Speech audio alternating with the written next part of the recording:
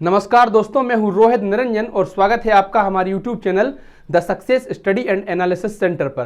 तो प्यारे साथियों, आज के इस वीडियो में हम बात करने वाले हैं कि दिल्ली पुलिस में जो हेड कांस्टेबल के पद निकले हैं, इन पदों के लिए फॉर्म कब से भरेंगे, फीस कितनी है, एज क्या मांगी गई है, एलिजिबिलिटी क्या है, फिजिकल एलिजिबिलिटी क्या है, कितने पद हैं और एग्जाम का सिलेबस क्या है, पाठ्यक्रम क्या है, सब कुछ विस्तार से देखने वाले हैं। क्योंकि देखिए, इसके पहले मैं आपसे एक और निवेदन करना चाहता हूं कि दिल्ली पुलिस का आदर्श वाक्य है शांति सेवा न्याय। तो अपने मन से एक बार बोलिए, हाँ बोलना है आपको भी, शांति सेवा न्याय, और खुद को महसूस करिए कि आप जब दिल्ली पुलिस में शामिल होंगे, दिल्ली पुलिस की वर्दी पहनेंगे तो उस वक्त कैसा महसूस कर रहे होंगे। हालांकि मैंने अभी अपने दिल्ली पुलिस के कुछ दोस्तों से, मेरी जीजी हैं, उसने बात की उनसे, तो उन्होंने बताया कि यह जो डायरेक्ट हेड कांस्टेबल के पद निकलते हैं वो थानों में पोस्टेड ना होकर मिनिस्ट्री में पोस्टेड होती हैं, ऑफिस वर्क के लिए होते हैं। हालांकि जब कहीं ड्यूटी लगती है तो जाते जरूर हैं, लेकिन थानों से अलग होते हैं। इनका कंप्यूटर बेस्ड का काम होता है, इसलिए इसमें कंप्यूटर के भी अलग से प्रश्न आएंगे, कंप्यूटर की टाइपिंग स्किल भी है। तो सब कुछ विस्तार से हम समझने वाले हैं, जुड़े रहिए। और अभी तक आपने हमारा चैनल सब्सक्राइब नहीं किया है तो इसको सब्सक्राइब भी जरूर कर दीजिए। क्योंकि देखिए, अब राज्य पुलिस का तो ऐसा हाल है कि राजस्थान में अभ्यर्थी पेपर दे रहे थे, उनको हटा दिया कि नहीं भाई साहब, पेपर निरस्त कर दिया जाता है। यूपी में है तो यूपी एसआई की जो भर्ती चल रही थी, बोर्ड ने बाकायदा इतनी 57 लोगों की लिस्ट जारी कर दी थी कि ये तो अयोग्य हैं, तो दूसरे हैं, फर्जी वाले हैं, हटाइए इनको बाहर। ऐसे घोटाले चल रहे हैं। क्योंकि जो दिल्ली पुलिस है या केंद्रीय पुलिस है, इसके बारे में बड़ी चाह है, बड़ी चाह रहती है लोगों को शामिल होने की, और आपके अंदर भी चाह है तो जरूर इसमें जाइए। और चाह का तो ऐसा है कि चाह आनों से पैसों में आती रही, चाह पैसों से रुपया बनाती रही, चाह रुपए से नोट बुनाती रही, चाह नोटों से कोठी चुनाती रही, चाह कोठी में मोटर मंगाती रही, चाह मोटर से होटल में जाती रही, चाह होटल में बोतल खुलाती रही, चाह क्या क्या न करती कराती रही। ऐसा हमारे गुरुजी कहते हैं कि चाह पाली जिन्होंने वो पीले हुए, चाह छोड़ी जिन्होंने वो रसीले हुए, चाह जी से लगी जी जरा हो गया, चाह हरी से लगी जी हरा हो गया। अब एक ही चाह हमको चाहिए कि वो अगर चाहे तो फिर क्या चाहिए। यहाँ गुरुजी का वो से तात्पर्य परमात्मा से था और मेरा भी तात्पर्य परमात्मा से ही है, नहीं तो तुम क्लास में पढ़ने वाली सुंदर सी कन्या से समझो। आइए, तो सबसे पहले हम फॉर्म डेट देखते हैं। तो 17 तारीख से ये फॉर्म शुरू हो चुके हैं। आज कितनी तारीख है? 18। 17 मई 2022 से लेकर, कब से? 17 मई 2022 से लेकर 16 जून 2022 रात्रि 11 बजे तक। कब तक? रात 11 बजे तक फॉर्म भरे जाएंगे। 17 मई से शुरू हो चुके हैं, आज 18 तारीख है, 16 जून तक ये जो है फॉर्म भरेंगे। क्या आप इतनी बात समझ पाए हैं? पहला प्रश्न। और मैं आपको सलाह देता हूं कि आप आखिरी डेट के लिए नहीं बैठे रहिए, शुरू से ही जल्दी ही फॉर्म भर दीजिए, और जिम्मेदारी से आपको फॉर्म भरना है। अब हम फीस की बात करें तो फीस देखिए, जनरल, ओबीसी, इसमें अदर स्टेट का सिस्टम नहीं होता भाई, क्योंकि ये केंद्रीय नौकरी है। जनरल, ओबीसी और ईडब्ल्यूएस, इन भाइयों को फीस देनी है 100 रुपए। कितने रुपए? 100। जबकि एससी, एसटी और फीमेल, ये फीमेल बहनें किसी भी कैटेगरी की हो, चाहे जनरल की हो, चाहे ओबीसी की हो, चाहे ईडब्ल्यूएस की हो, इनको कोई फीस नहीं देनी है, इनको फीस नहीं देनी है। भाइयों को देना है, अगर जनरल, ओबीसी, ईडब्ल्यूएस वाले हैं तो 100 रुपए, बहनों को, एससी एसटी वालों को फीस नहीं देनी है। लेकिन देखिए, अगर आप इसमें करेक्शन कराते हैं, मैंने ऊपर कहा ना कि फॉर्म को अपनी बहुत जिम्मेदारी से और सावधानी से भरिए।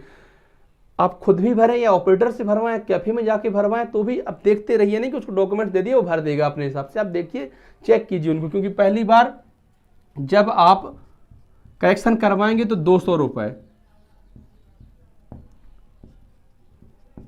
फर्स्ट टाइम में 200 रुपए है, और यह आप करेक्शन दूसरी बार करवाते हैं तो यह हो जाएगा 500 रुपए।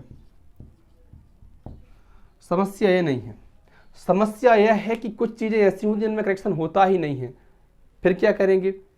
कुछ ऐसे एमपी कांस्टेबल में MP टेट वर्ग 3 में, ALP में या रेलवे में, मतलब जहां भी बायोमेट्रिक होता है, अब तो सभी जगह होता है। क्या हुआ कि ऑपरेटर ने गलती से आधार कार्ड गलत भर दिया, आधार कार्ड का नंबर, काफी अंक होते हैं, एक आध गलती से दब गया होगा उल्टा सीधा, तब तो पता नहीं चला, लेकिन बाद में जब वो बायोमेट्रिक कराने गया तो फिर उसके फिंगर नहीं मिले। उसका रीजन यही होता है, गलती कर देते हैं और बाद में इसको नहीं समझ पाते हैं। तो फीस की हमने बात की, जनरल OBC EWS के लिए 100 रुपये, बहनों के लिए SC ST वालों के लिए कोई फीस नहीं है। और अगर आप करेक्शन कराते हैं तो पहली बार में 200 रुपये और दूसरी बार में मेरे भाई कितने रुपए, 500 रुपये। अब इसी बात पर जोर से बोलो, लव यू खाकी।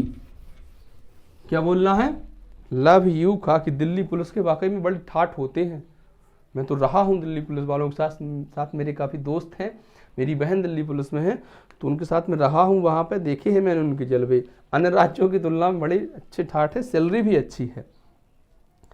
अब आती है बात उम्र की, सब कुछ इसी का खेल है। उम्र बिना रुके सफ़र कर रही है और हम ख्वाहिशों का ढेर लिए वहीं खड़े हैं आज तक। तो भैया 18 से 25 वर्ष, कितनी, 18 से 25 वर्ष के अगर आप हैं तो आवेदन कर सकते हैं। कब 18 साल की हुए हों और कब 25 के, तो इसके लिए उन्होंने तारीख दे रखी है कि 2 जनवरी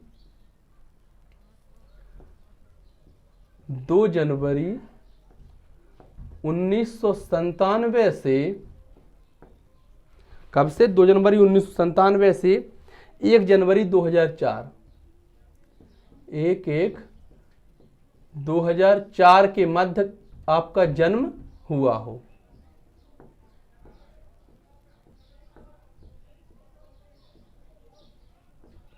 दो जनवरी 1997 से लेकर 1/1/2004 के मध्य आपका जन्म हुआ हो। फॉर्म डेट हमने देखी, फीस देखी, एज देखी, इसके बीच में अगर आपका जन्म हुआ है तो आप इसको फॉर्म को फिल कर सकते हैं। अब योग्यता देखते हैं, शैक्षणिक योग्यता की बात की गई है तो आपको 12th पास होना चाहिए। क्या, 12th पास। आप भारत के किसी भी मान्यता प्राप्त संस्थान से 12वीं की परीक्षा जो है आपने उत्तीर्ण की हो, साथ ही साथ आपको टाइपिंग भी आनी चाहिए। तो जो इंग्लिश की टाइपिंग होगी यह 30 वर्ड प्रति मिनट, आपको एक शब्द में 30 शब्द, 1 मिनट में 30 शब्द। और हिंदी की जब टाइपिंग होती है, भाई थोड़ा नर्वस हो जाता हूँ मैं आपके सामने, तो कहीं कुछ गलत लिख जाए तो अपना छोटा भाई समझ के माफ़ कर दीजिए। हिंदी की जो टाइपिंग होती है वो 25 वर्ड प्रति मिनट मांगी गई है। 12th पास होना चाहिए, आपको टाइपिंग आनी चाहिए। इंग्लिश की 30 शब्द 1 मिनट में, हिंदी के 25 शब्द 1 मिनट में। क्या आप इतनी बात से सहमत हैं? तो एक बार फिर बोल दीजिए, लव यू खाकी। अब देखिए हम पोस्ट की बात करते हैं कि कुल पद कितने हैं, कितने लोगों को भर्ती होना है। तो पुरुषों की बात करें तो अनरिजर्व जो पद हैं जनरल वालों के वो 241 हैं, OBC के 137, EWS के 56, SC के 65, ST के 60 और कुल पद जो मिलाकर होते हैं वो होते हैं 559। पुरुषों के लिए कुल पद कितने हैं? 559। अखिल भारतीय स्तर पर यह प्रतियोगिता या परीक्षा होती है तो संपूर्ण भारत से लोग यहाँ पे शामिल होते हैं। पूरे भारत के लिए ये पद हैं, पूरे भारत के लड़कों के लिए। अब बहनों की बात करें तो 119 पद जो हैं वो ओपन हैं, अनरिजर्व्ड हैं। 67 पद हैं रिजर्व OBC के लिए, EWS के लिए 28 पद, SC के लिए 32 पद, ST के लिए 30 पद और कुल पद हो जाते हैं कितने? 276। कुल पद कितने हो जाते हैं? 276। यह हमने पोस्ट की बात की। अब हम बात करते हैं कि फिजिकल एलिजिबिलिटी। फिजिकल एलिजिबिलिटी शारीरिक योग्यता क्या मांगी जाती है दिल्ली पुलिस हेड कांस्टेबल के लिए? तो इसमें काफ़ी चरण होते हैं। देखिए सबसे पहले रनिंग होगी, तो रनिंग पुरुषों के लिए 1600 मीटर की होगी और 7 मिनट में ये पूरी करनी होगी, जबकि बहनों के लिए 800 मीटर की रनिंग होगी और 5 मिनट में इसको पूरा करना होगा। हाइट 165 सेंटीमीटर पुरुषों की मांगी जाती है, जबकि महिलाओं की मांगी जाती है 157 सेंटीमीटर। चेस्ट, जबकि देखिए ये सिर्फ हेड कांस्टेबल के लिए है, जबकि जो दिल्ली पुलिस में कांस्टेबल या SI के पद होते हैं उनके लिए 170 हाइट मांगी जाती है भाई। और जो चेस्ट की बात करें तो 78-82 पुरुषों के लिए चेस्ट मांगा जाता है, बहनों के लिए ये नहीं होता कहीं भी। लॉन्ग जंप तो 12 फीट 6 इंच आपको कूदना है अगर आप पुरुष हैं तो, और महिला हैं तो आपको 9 फीट की लंबी कूद जो है करनी है। ऊंची कूद की बात करें तो 3 फीट 6 इंच मतलब 3.5 फीट आपको ऊंची कूद करनी है पुरुषों के लिए, और महिलाओं को 3 फीट की ऊंची कूद करनी है। क्या आप इतनी बात समझते जा रहे हैं? मैं उम्मीद करता हूं कि आप इन बातों को भली भांति समझ रहे होंगे और साथ ही साथ यह महसूस भी करते जा रहे होंगे कि आप दिल्ली पुलिस की जब वर्दी पहनेंगे तो उस वक्त कैसा लगेगा आपको, आपके माता पिता को, कैसा आप महसूस करेंगे। अब देखिए, अब इसके बाद हम इसके फिजिकल आप करिए लिखित परीक्षा की बात करते हैं, सिलेबस की बात करते हैं। तो 4 चरण होते हैं इसके पेपर की। पहला जो होगा वो कंप्यूटर बेस्ड एग्जामिनेशन होगा जो कि एसएससी कंडक्ट कराएगी। यह 100 अंकों का होगा और 100 ही इसमें प्रश्न होंगे। दूसरा ये है कि आपको फिजिकल देना है और मेजरमेंट होगा। फिजिकल में ये दौड़ होती है, कूद होती है, लंबी कूद, ऊंची कूद और हाइट चेस्ट मेजरमेंट होता है। तो इन चरणों में आपको शामिल होना होगा। यह दिल्ली पुलिस कंडक्ट कराएगी। टाइपिंग भी जो होगी वो 25 अंक की होगी और यह दिल्ली पुलिस कंडक्ट कराएगी। फिजिकल जो होगा वो क्वालिफाइंग होगा। ऐसा नहीं है कि 7 मिनट का आपका समय दिया गया है, आप 5 मिनट में दौड़ निकाल देते हैं, इसका मतलब है आपको और अधिक नंबर मिलेंगे। तो ऐसा कुछ नहीं है, आपको सिर्फ क्वालिफाई करनी है। इसके अलावा कंप्यूटर फॉर्मेटिंग टेस्ट होगा, ये दिल्ली पुलिस यह भी कंडक्ट कराएगी और यह भी क्वालिफाइंग होगा। एग्जाम सिलेबस की बात करें तो 100 प्रश्न होते हैं। कितने प्रश्न? 100 प्रश्न, 100 अंक।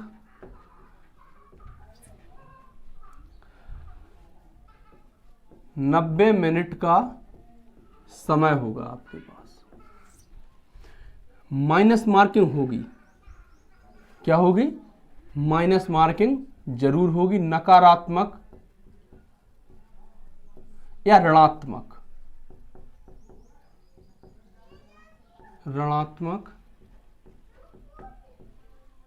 मूल्यांकन। यह होगा 0.5 का।